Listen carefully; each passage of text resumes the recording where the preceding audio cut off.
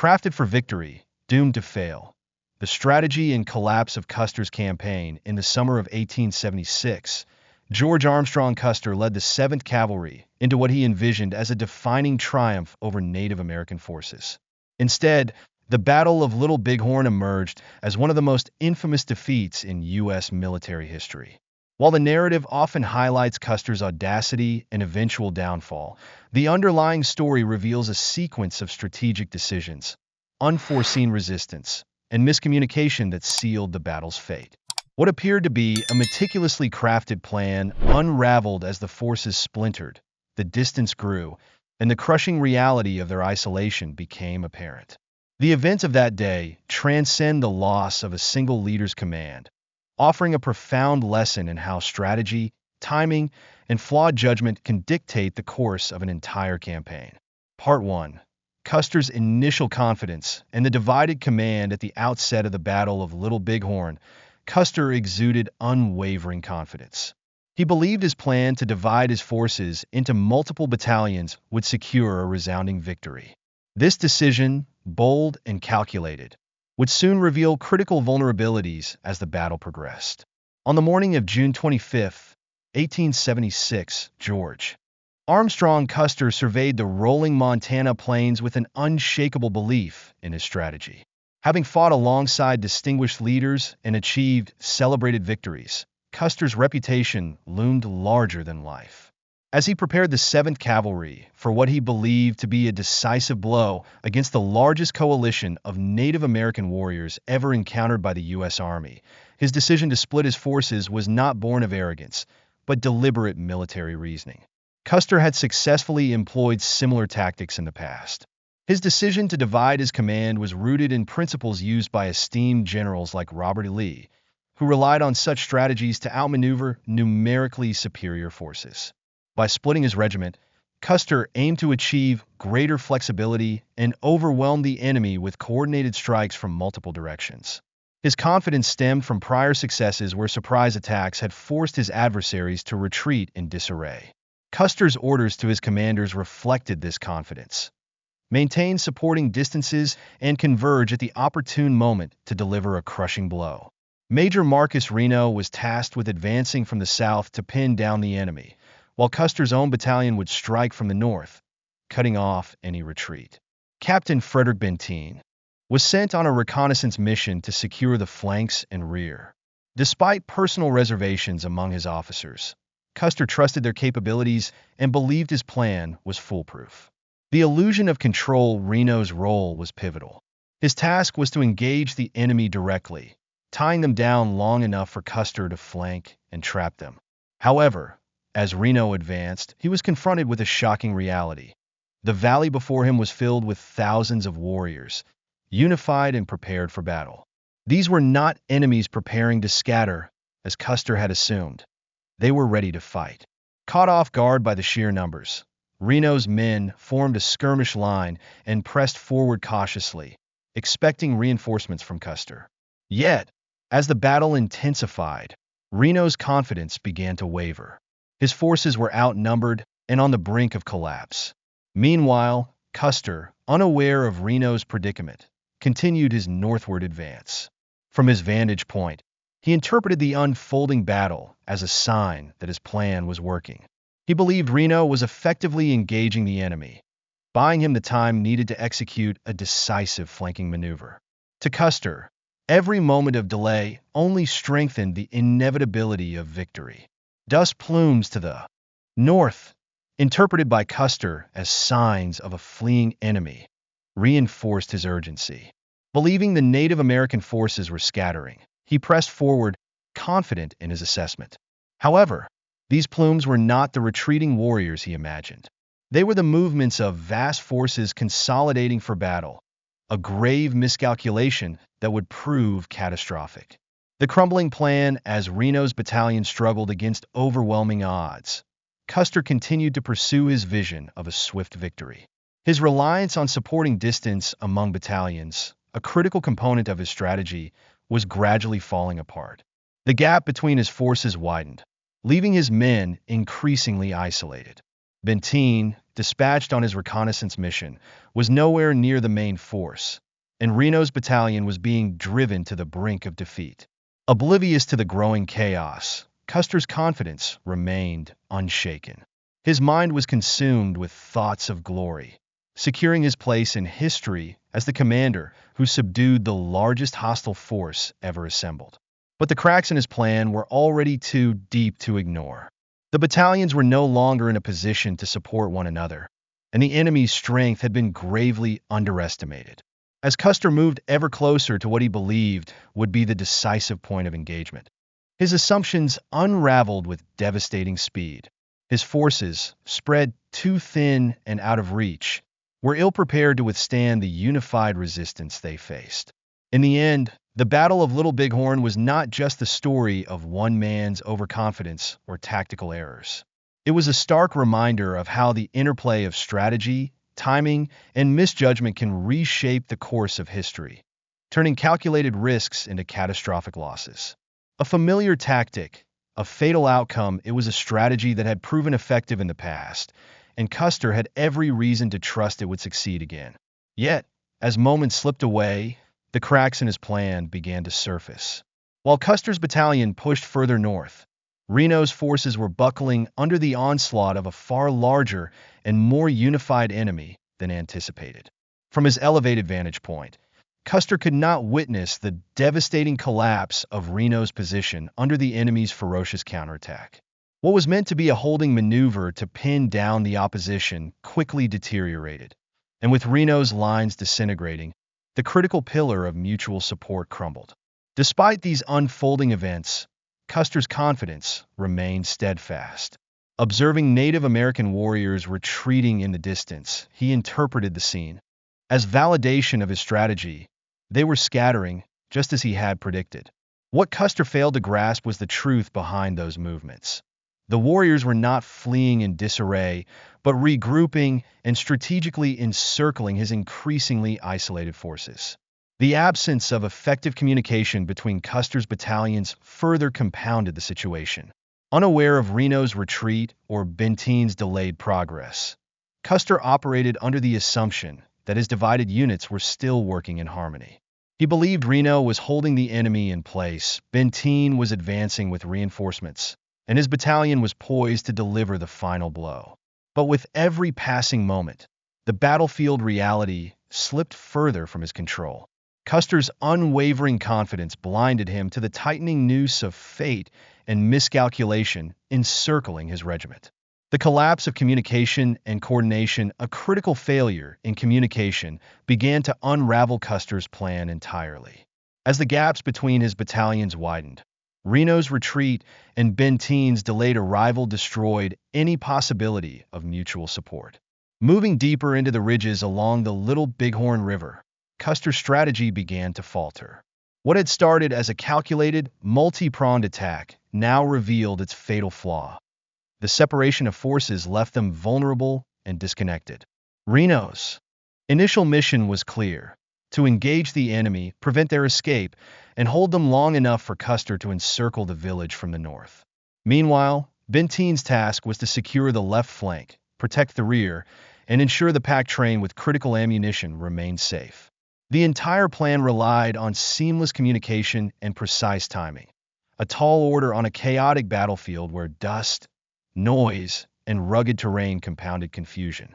As Reno's men entered the valley, they were met not by a small, fleeing group of warriors, but by a massive, coordinated force defending a sprawling village. Instead of pinning down the enemy, Reno found himself overwhelmed by waves of warriors. Despite his attempts to hold his position, the situation spiraled out of control. Recognizing the futility of further engagement, Reno ordered a retreat to a nearby wooded area to regroup, but the withdrawal was chaotic. Warriors pursued relentlessly, cutting down stragglers and further demoralizing Reno's forces.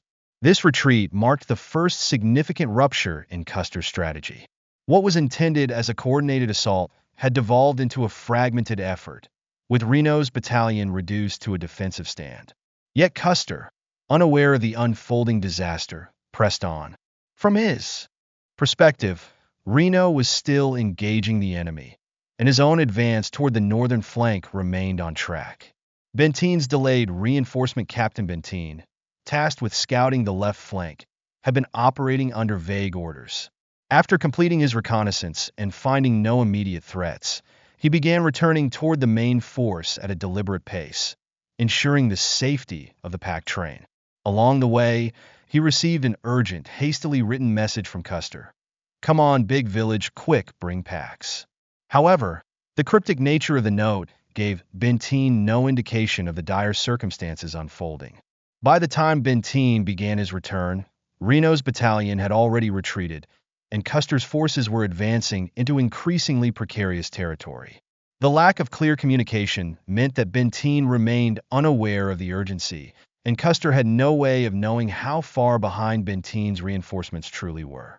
As Custer moved further north, he relied on visual cues to gauge the battlefield. Dust plumes in the distance, which he assumed signaled retreating enemies, were instead signs of warriors amassing to encircle his position. The critical gaps between his battalions, once manageable, had grown into insurmountable chasms. A desperate struggle. Custer's battalion, pressing closer to the village, soon faced organized and escalating resistance. Warriors used the terrain to their advantage, attacking from concealed positions behind ridges and rocks, making it nearly impossible for Custer's men to respond effectively. What began as sporadic skirmishes escalated into coordinated assaults, with more warriors joining the fight by the minute. Still, Custer pushed forward, his confidence rooted in past experiences where Native American forces had scattered in the face of a direct attack. What he failed to realize was that this time, the warriors were neither disorganized nor planning to flee. They were prepared for battle, unified by a shared purpose and fighting with a level of cohesion that Custer had grossly underestimated. The situation for Custer's battalion grew increasingly dire. Outnumbered, isolated, and lacking reinforcements, his men struggled to hold their ground. The once coordinated attack had devolved into a desperate bid for survival. Meanwhile, Reno's forces, battered and demoralized, were entrenched in the woods, barely holding their defensive position. With Benteen still too far behind and Custer's battalion fully exposed, the Native American forces capitalized on their numerical and strategic advantages. Encircling the remaining soldiers, they delivered a crushing blow, marking the catastrophic collapse of Custer's plan. A tactical failure, what had begun as a bold and calculated maneuver ended in disaster due to flawed assumptions, poor communication, and the unexpected strength of the opposing forces. Custer's inability to adapt to the changing dynamics of the battlefield sealed the fate of his battalions. The Battle of Little Bighorn, once envisioned as a moment of triumph, became a sobering testament to the perils of overconfidence and the unforgiving nature of war. As the sun climbed higher, the final moments drew near under the relentless glare of the midday sun. Custer's battalion found itself ever more isolated. The Native American warriors, having regrouped and fortified their positions, were preparing to deliver the decisive blow. The communication failures that had plagued Custer's command throughout the day were now proving fatal. What had begun as a strategy of coordinated battalions had disintegrated into a fragmented and doomed effort. The forces, scattered by miles of rugged terrain and surrounded by hostile warriors, could no longer support each other. Custer's vision of a swift and decisive victory had crumbled, leaving his battalion on the brink of annihilation. The tactical framework of Custer's plan, undermined by overconfidence, miscommunication, and the underestimated strength of the enemy, had transformed what should have been a strategic triumph into a devastating defeat. For Custer's men, the Battle of Little Bighorn was far from over, but their fates were already sealed. Custer's misjudgment and the descent into chaos. Custer's fatal misjudgment, underestimating the strength and resolve of the Native American warriors, marked the beginning of the end. What he had perceived as a disorganized retreat by the enemy was, in fact, a calculated and coordinated effort to encircle his increasingly vulnerable battalion. As Custer's forces advanced northward, unaware of the danger awaiting them, the missteps that had plagued the campaign reached their apex. Miscommunication between the battalions and Custer's steadfast belief that his plan was still unfolding as intended left his troops marching blindly into a trap. Descending from the ridges that had once provided a strategic vantage point, Custer's battalion entered terrain that limited their visibility. The once open plains were now a maze of undulating hills and ridges that concealed hundreds of warriors. Instead of confronting a scattered and retreating enemy, Custer's men faced a force that was rapidly consolidating for a devastating counterattack. Isolation and overwhelming resistance. By this point, the assumptions underpinning Custer's plan had unraveled entirely. He still believed Reno was holding his position and that Benteen was on his way with reinforcements. The harsh reality that Reno's forces had already retreated under overwhelming pressure and that Benteen was too far behind to provide support had not yet dawned on him.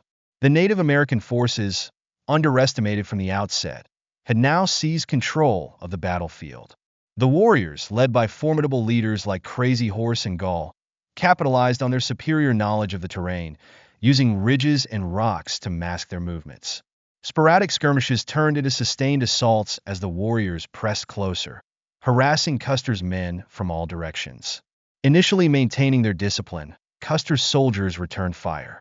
But as the intensity of the attacks escalated, it became evident that they were not contending with small, disorganized groups. Instead, they faced a united force that was systematically closing in. The battlefield, which had appeared vast and open when Custer first surveyed it, now seemed to shrink around his battalion. The collapse of Custer's battalion, realizing their isolation, Custer's men spread out in an attempt to form a defensive line. Chaos quickly overtook discipline as waves of warriors launched coordinated attacks. The soldiers, heavily outnumbered, were unable to maintain their positions. The relentless assault picked them off one by one, and the battalion's cohesion began to disintegrate. Custer, riding along the line in a desperate attempt to rally his men, shouted orders and words of encouragement. Yet, the situation had shifted irreversibly. The soldiers, now fully aware of the hopelessness of their predicament, fought with a desperation born of survival. Ammunition ran low as the warriors continued to press their advantage. The battalion fragmented into smaller groups, each fighting for survival in increasingly desperate conditions. The sound of gunfire and the war cries of the warriors echoed across the battlefield. The hills and ridges that had once seemed a tactical advantage now became a death trap, allowing the enemy to encircle and ambush the remaining soldiers. The final stand as the noose tightened, Custer's original plan lay in tatters. His failure to maintain communication with Reno and Benteen, combined with the overwhelming strength of the Native American forces, left his battalion completely isolated. What began as a bold offensive had devolved into a grim and desperate final stand. Custer, still mounted and resolute, tried to organize a last line of defense. The soldiers, exhausted and running out of ammunition, fought valiantly but were ultimately no match for the sheer numbers and coordination of their opponents. Warriors pressed their advantage, systematically eliminating the remaining troops. The final moments of the battle were marked by chaos and brutality. Small pockets of resistance fought until they were overwhelmed. Custer, surrounded by his fallen men, faced the bitter consequences of his misjudgments. His belief in a swift victory, the decision to divide his forces, and the failure to adapt to the realities of the battlefield had all culminated in this moment of reckoning. A legacy of defeat and lessons learned as the sun set over the ridges of the Little Bighorn. The battlefield lay silent. The bodies of Custer's men, who had fought bravely against insurmountable odds, were strewn across the landscape, a grim testament to the ferocity of the battle. The warriors, having secured a decisive and unforgettable victory, withdrew, leaving behind the remnants of a shattered battalion. The Battle of Little Bighorn, once anticipated as a moment of triumph, ended in one of the most infamous defeats in American military history. Custer's final stand, often mythologized, was not a tale of heroism, but of tragic miscalculation. The lessons of that day, of overconfidence, poor communication, and the dangers of underestimating an opponent, would resonate for generations. For the Native American warriors, the victory at Little Bighorn was a moment of unity and defiance. For the U.S. military, it was a sobering reminder of the cost of hubris and the importance of adaptability in the face of unforeseen challenges. And for Custer, it was the end of a bold but ultimately flawed legacy. The lessons of Little Bighorn, boldness, misjudgment, and legacy, the failure of Captain Benteen to arrive in time to support Custer underscored the inherent risks of dividing forces without ensuring effective communication. Compounding this, Custer's overconfidence played a central role in the catastrophe. His reputation as a daring and aggressive commander had been built on prior victories where swift, decisive action often secured success. However, at Little Bighorn, that same audacity blinded him to the harsh realities of the battlefield. Driven by a determination to strike a swift and crushing blow against the Native American forces, Custer underestimated both their numbers and their resolve. This miscalculation left his men isolated, overextended, and ultimately vulnerable. The consequences of Custer's defeat reverberated far beyond the battlefield. In the immediate aftermath, military officials and the press grappled to understand the disaster. Once celebrated as a heroic figure, Custer became the subject of polarizing scrutiny. While some lauded his bravery and leadership under dire circumstances, others condemned him for his recklessness and hubris. Military inquiries sought to distribute blame, examining the actions of Major Reno and Captain Benteen alongside Custer's decisions. Critics pointed to Reno's retreat, Benteen's delayed arrival, and Custer's overconfident choice to divide his forces without fully appreciating the strength of the opposition.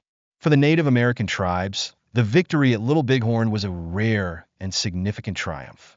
The combined forces of the Lakota, Northern Cheyenne, and Arapaho achieved a decisive win, proving their ability to resist U.S. encroachment on their lands.